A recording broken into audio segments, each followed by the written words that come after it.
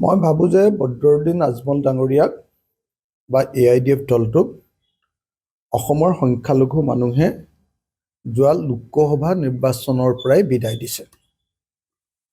আচলতে যোৱাবাৰ 2021 চনতে বিধানসভা নিৰ্বাচনতে AIDFক বিদায় দিবলৈ সিদ্ধান্ত লৈছিলে মানুহে, কিন্তু কংগ্ৰেছ দলে এলায়েন্স কৰি দিয়াৰ কাৰণে তেওঁলোকে পুনৰ জীৱন পালে। কিন্তু পুনৰ জীৱন পোৱাৰ পাছত যেতিয়া তেওঁলোক জিকি আহিলে, তাৰ পাছত তেওঁলোকক দেখা গ'ল যে সদায় তেওঁলোকে বিজেপিৰ লগতে উঠা বহা কৰে। গতিকে AIDFক বিজেপিৰ বি টিম ৰূপে অসমৰ সকলো মানুহে উপলব্ধি কৰিলে আৰু অসমৰ সংখ্যালঘু মানুহে বুজি পালে যে AIDF যদি থাকে, অৰ্থাৎ মুছলিম মৌলবাদী দল এটা যদি থাকে, তেতিয়াহ'লে হিন্দু সাম্প্ৰদায়িক মৌলবাদী দল বিজেপিটো অসমত থাকিব। সেইকাৰণে মানুহে এতিয়া বদৰুদ্দিন আজমল ডাঙৰীয়াৰ আপোনাৰ AIDF দলটোক সম্পূৰ্ণৰূপে বিদায় দিব খুজিছে, অসমৰ ৰাজনীতিৰ পৰা কমপ্লিটলি বিদায় দিব খুজিছে।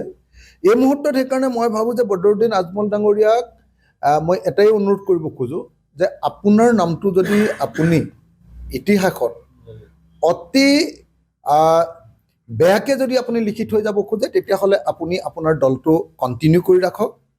আৰু যদিহে আপুনি অসমৰ ইতিহাসত আপোনাক ভিলেইন হিচাপে লিখিব নালাগে, আপোনাক মানে ভিলেইন বুলি যাতে ক'ব নালাগে, সংখ্যালঘু মানুহৰ শত্ৰু বুলি যাতে ক'ব নালাগে, তাৰ কাৰণে আপোনাৰ হাতত এতিয়া দুটাই ৰাস্তা আছে। এক নম্বৰ ৰাস্তাটো হ'ল যে আপুনি AIDF দলটো ভাঙি নাইকিয়া কৰি দিব লাগিব, বিলুপ কৰি দিব লাগিব। আৰু যদি AIDF দলটো ভাঙি বিলুপ কৰি দিবলৈ বেয়া পায়, তেতিয়াহ'লে সেই দলৰ কিছু সংখ্যক মানুহক আপুনি কংগ্ৰেছত ছিট দিয়াকৈ কংগ্ৰেছৰ লগত চামিল কৰি দিব লাগিব। মই ভাবোঁ যে একমাত্ৰ এই দুটা পথ।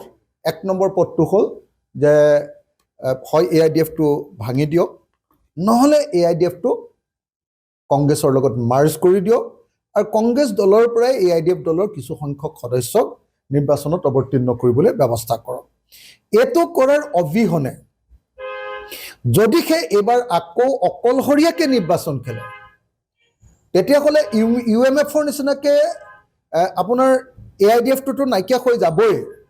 আৰু অসমৰ ৰাজনৈতিক ইতিহাসত সদায়ে বদৰুদ্দিন আজমল হৈ থাকিব ভিলেইন, বদৰুদ্দিন আজমল হৈ থাকিব অসমৰ ৰাজনীতিৰ এজন মানে অত্যন্ত কলা আখৰেৰে লিখা এটা অত্যন্ত অন্ধকামৰ নাম। সেইকাৰণে মই বদৰুদ্দিন আজমল ডাঙৰীয়াক অনুৰোধ কৰিছোঁ, আহ্বান জনাইছোঁ যে আপুনি আকৌ বিজেপিৰ হৈ এবাৰ কাম নকৰিব 2026-ত। আপোনাক সকলোৱে গম পাই গ'ল যে আপুনি সদায় বিজেপিৰ পক্ষত কাম কৰে। আপোনাৰ সকলোৱে গম পাই গ'ল যে আপোনাৰ বহুত MLA বিজেপিক ৰাজ্যসভাত আৰু ৰাষ্ট্ৰপতি নিৰ্বাচনত ভোট দিছে। আৰু সকলোৱে গম পাই গ'ল যে এই গোটেই প্লেনটো আপুনি নিজেই কৰিছে। গতিকে এতিয়া আৰু অসমৰ সংখ্যালঘু ৰাইজে আপোনাক কেতিয়াও গ্ৰহণ নকৰে। হয় আপুনি আপোনাৰ দলটোক বিলুপ কৰি দিয়ক, ভাঙি দিয়ক, নহ'লে আপুনি আপোনাৰ দলটো কংগ্ৰেছৰ লগত চামিল কৰি দিয়ক, নহ'লে আপুনি অসমৰ ৰাজনৈতিক ইতিহাসত সদায় এজন ভিলেইন বা খলনায়ক হিচাপে জীয়াই থাকিব। এই কথাটো স্পষ্ট।